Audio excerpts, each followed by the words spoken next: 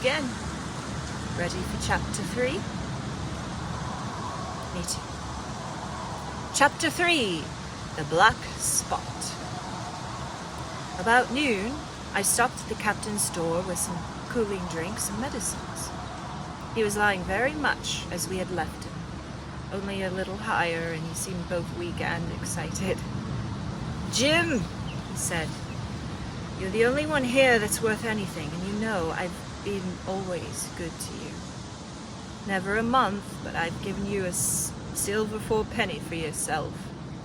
And now, you see, mate, I'm pretty low and deserted by all, and Jim, you'll bring me one noggin of rum now, won't you, matey?" "The doctor," I began, but he broke in, cursing the doctor in a feeble voice but heartily. "Doctors is all swabs," he said, "and all the doctor there, why, what do he know about seafaring men? I've been in places hot as pitch, and mates dropping round with yellow jack, the blessed land heaving like the sea with earthquakes. What did the doctor know of lands like that? And I lived on rum, I tell you. It's been meat and drink and man and wife to me, and I'm not to have my rum now. I'm a poor old hulk on a lee shore. My blood'll be on you, Jim. And that doctor swab," and he ran on again for a while with curses. "Look, Jim, how my fingers fidgets," he continued in a pleading tone. I can't keep him still, not I. I haven't even had a drop this blessed day. That's a doctor's fool, I tell you. If I don't have a dram of rum, Jim, I'll have the horrors. I've seen some on him already. I seen old Flint in the corner, there, behind you. As plain as print, I seen him. And if I get the horrors, I'm a man that has lived rough, and I'll raise Cain.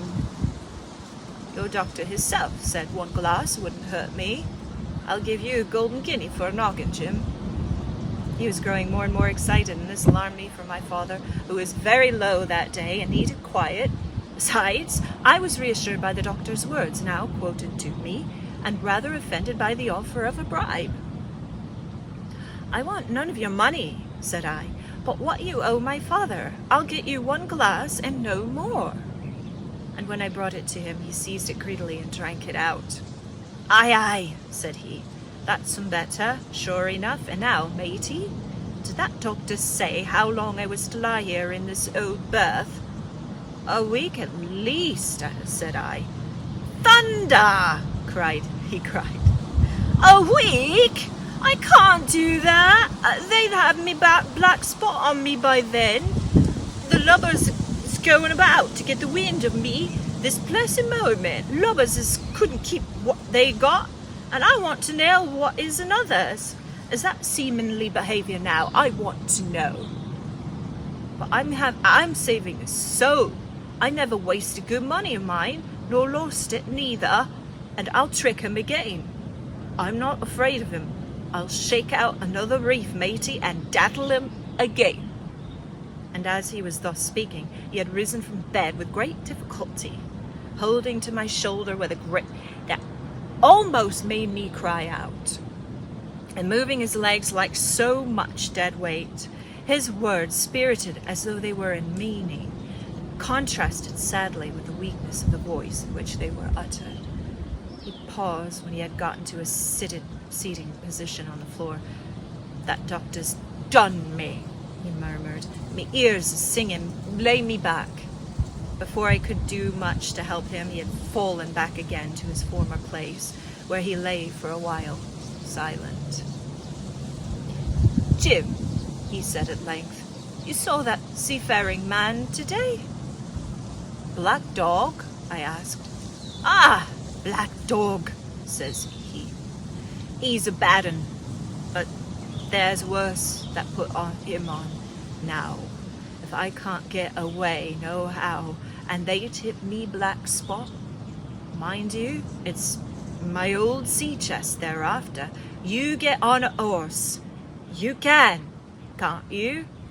Well, then you get on a horse and go to, well, yes, I will, to that eternal Dr. Swab, and tell him to pipe all hands, magistrates and such, and he'll lay him aboard on the Admiral Benbow.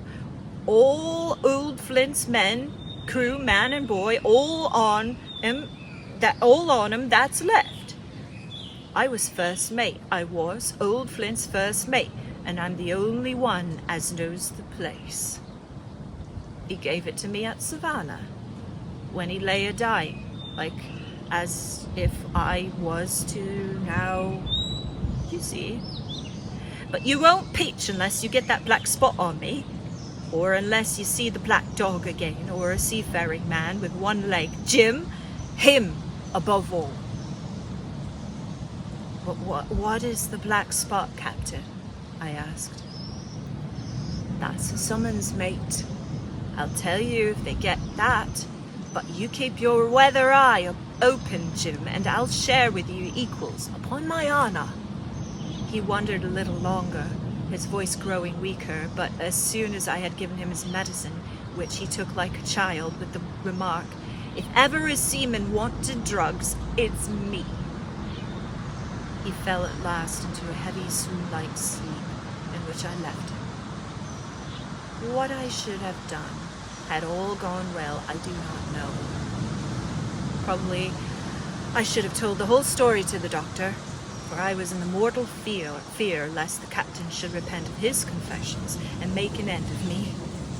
But as things fell out, my poor old father died quite suddenly that evening, which put all the other matters on one side. Our natural distress, the visits of the neighbours, the arranging of the funeral, and all the work of the inn to be carried on in the meanwhile, kept me so busy that I had scarcely time to think of the captain, far less to be afraid of him. He got downstairs next morning, to be sure, and he had his meals as usual, though he ate little and had more, I am afraid, than his usual supply of rum. For he helped himself out of the bar, scowling and blowing through his nose, and no one dared to cross him. On the night before the funeral, he was as drunk as ever. And it was shocking, in that house of mourning, to hear him singing away at his ugly old sea song, but weak as he was, we were all in the fear of death for him. And the doctor was suddenly taken up with a case many miles away, and was never near the house after my father's death. I have said the captain was weak, and indeed he seemed rather to grow weaker than regain strength. He clambered up and downstairs, and went from the parlour to the bar and back again, and sometimes put his nose out of the doors to smell the sea, holding on to the walls as he went for support, and breathing hard and fast, like a man on a steep mountain. He's never particularly addressed me, and it is my belief, as he had good as forgotten his confidences, but his temper was more flighty, and, allowing for his bodily weakness, more violent than ever. He had an alarming way now, when he was drunk, of drawing his cutlass and laying it bare before him on the table, and with all that he minded people less, and he seemed shut up in his own thoughts, and rather wandering. Once, for instance, to our extreme wonder, he piped up to a different air, a kind of country love song that he must have learned in his youth before he had begun to follow the sea. So things passed until the day after the funeral. And about 3 o'clock of a bitter, foggy, frosty afternoon, I was standing at the door for a moment, full of sad thoughts about my father, when I saw something drawing slowly near along the road. He was plainly blind, for he tapped before him with a stick, and he wore a green shade over his eyes and nose, and he was hunched as if with age or weakness, and he wore an old tattered sea cloak with a hood that made him appear positively deformed. And I never saw in my life a more dreadful looking creature. I'm sorry. I never saw in all my life a more dreadful-looking figure. Might as well have been a creature. He stopped a little from the inn and, raising his voice in an odd sing-song, addressed the air in front of him. Will any kind friend inform a poor blind man who has lost the precious sight of his eyes and the gracious defence of his native country, England, and God bless King George, where or in what part of this country he may now be? You are at the Admiral Benbow, Black Hill Cove, my good man, said I. I hear a voice, said he, a young voice. Will you give me your hand, my kind young friend, and lead me in? I held out my hand, and the horrible, soft-spoken, eyeless creature gripped it in a moment like a vice. I was so much startled that I struggled to withdraw, but the blind man pulled me up close to him with a single action of his arm. Now, boy, he said, take me in to the captain. Sir, said I, upon my word, I dare not. Oh, he sneered, that's it.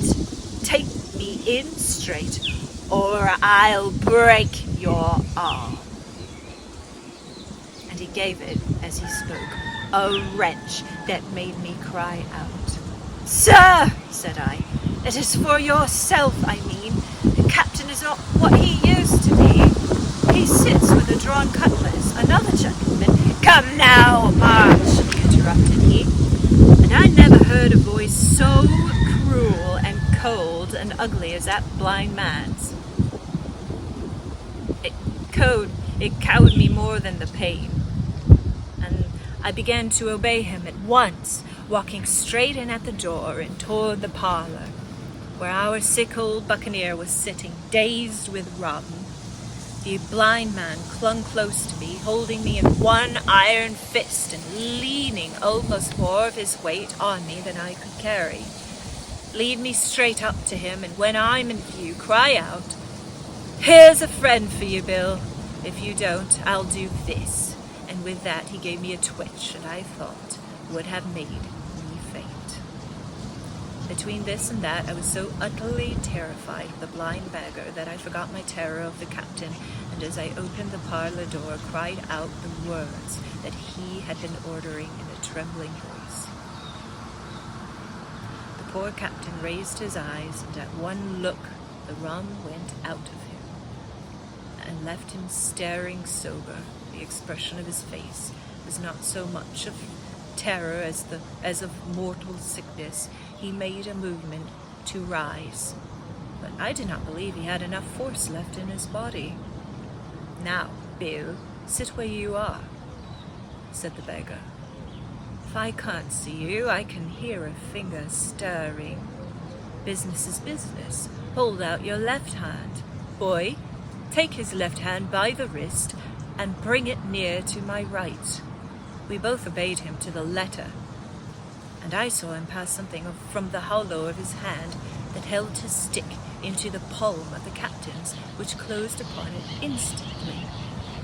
And now that's done, said the blind man, and at the words he suddenly left hold of me, and with incredible accuracy and nimbleness skipped out of the parlor and into the road, where as I stood motionless I could hear his step go tap, tap, tap, tapping in the distance.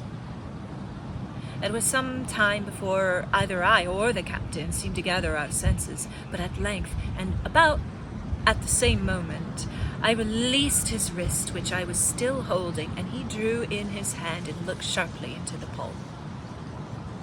10 o'clock, cried he. 6 hours will do them yet. And he sprang to his feet. Even as he did so, he reeled, put his hand to his throat, stood swaying for a moment, and then, with a peculiar sound, fell from his whole height, face foremost, to the floor. I ran to him at once, calling to my mother, but haste was all in vain. The captain had been struck dead by thundering apoplexy. It is a curious thing to understand. for I had certainly never liked the man, though of late I had begun to pity him. But as soon as I saw that he was dead, I burst into a flood of tears. It was the second death I had known, and the sorrow of the first was still fresh in my heart. That's the end of chapter 3.